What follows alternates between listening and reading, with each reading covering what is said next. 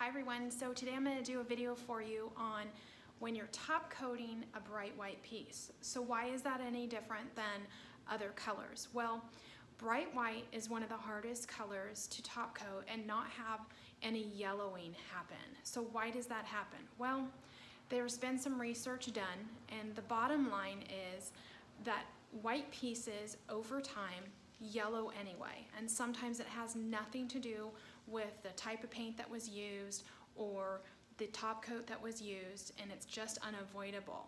If you've ever seen a piece that may be white and it's got kind of that yellow tinge to it, it's a bit older, it's just gonna happen. So how do we protect our pieces and not add to that problem that could happen? Because a lot of times what I hear, and I've done a lot of research and I belong to a lot of groups, painting groups, and the number one complaint is, how do I not get my white piece to yellow when I'm top coating? Well, there are some things that you can do to help avoid that, and I'm going to show you.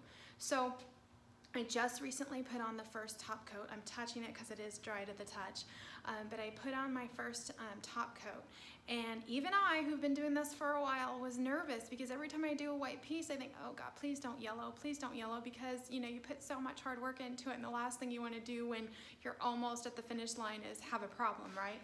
So I use General Finishes Snow White Milk Paint, and on the label, on the top of the can, there's a label now, and they started putting that on not too long ago, and it's a warning label, and it basically is telling you, do not clear coat over Snow White, that it can cause yellowing.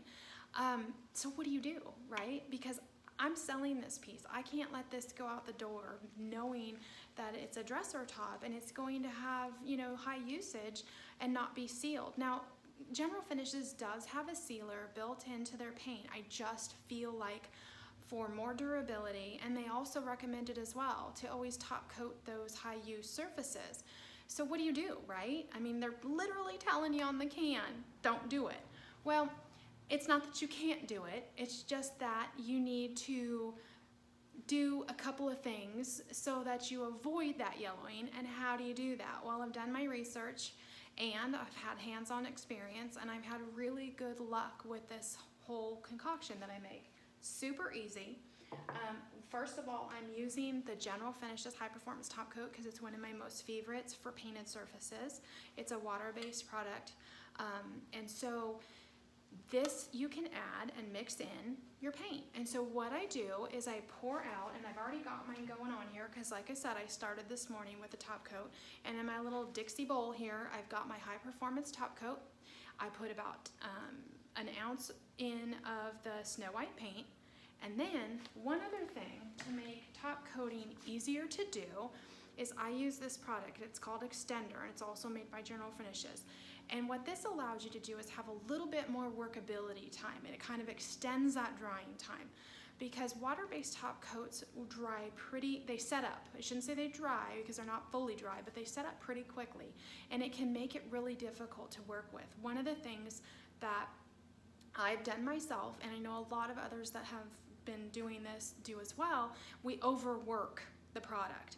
So the key is to I only do 2 passes, and I'll show you what I mean when I'm talking about doing 2 passes. But I only do 2 passes across. Now, if I leave any dry spots or something gets into it, you know, the odds are you're not going to have a first coat that's going to be perfect, and it won't matter anyway, because for top coats, I recommend at least 2 top coats. So the idea is put it on liberally, but make sure that, you know, if you get a dry spot or something, don't keep working it. Leave it alone, and once it's dry, you'll go ahead and catch that on your second coat. So what I do is I use my handy little stain pad with the nylon trick. And now I've got my concoction of the high performance top coat, I've got some extender mixed in there, and I've got some of the white paint mixed in there. Those 3 together, you just stir them on up, and then you do your top coat. And this is what I'm talking about when I'm talking about a pass, basically. You know, you're just gonna go once, and you're gonna go all the way down, and then you're gonna, you know, cover your whole piece, and then I do one other pass over the same area. And that is it. After that, I leave it alone. Now I do notice on this one, it's pretty close to perfect. I've got one little dry spot, but that's okay because I had every intention of doing another coat anyway, so I'll pick it up on that coat.